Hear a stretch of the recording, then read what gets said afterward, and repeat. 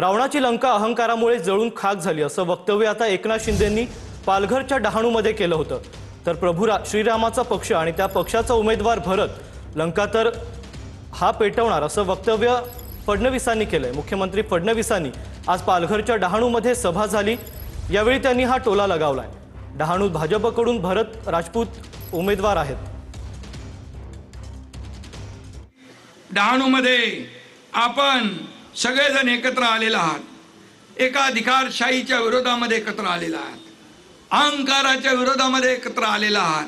अहंकार तर रावणासारखा अहंकार होता, रावणाची लंका जळून खाक झाली अहंकारामुळे। आणि तुम्हाला 2 तारखेला तेच काम करायचं आहे, तेच काम करायचं आहे। त्याला विकास समजतो, ज्याला काम कशी करून याची माहिती आहे, असा भरत राजपूत आणि आपले 28 हे सगळे उमेदवार हे आपल्या पुढे आणलेले आहेत।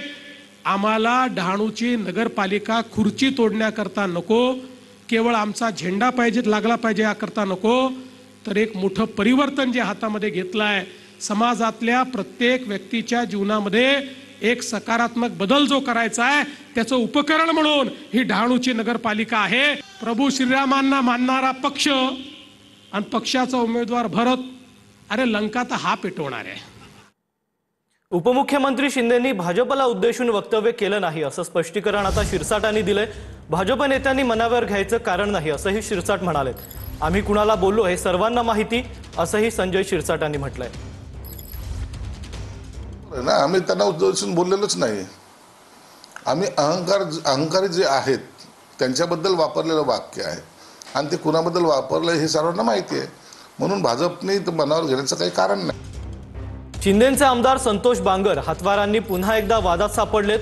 भाजप आमदाराबद्दल बोलताना बांगरांनी केलेला इशारा हा वादात सापडलाय। याआधीही विरोधकांवर, आता सत्ताधारी भाजप आमदारावरच वादग्रस्त टीका करण्यात आली आहे। माननीय महाराष्ट्राचे मुख्यमंत्री एकनाथभाई शिंदे जी शासन आपल्या दारी आणि मुख्यमंत्री काम करतय लय भारी आणि विरोधकाच्या असं आहे। याला काही धंदा राहिला नाही, काही नाही, म्हातारं झालंय, शुगर वाढली आणि आमचा म्हणजे जलवा पाहून त्याची 550 शुगर व्हायली।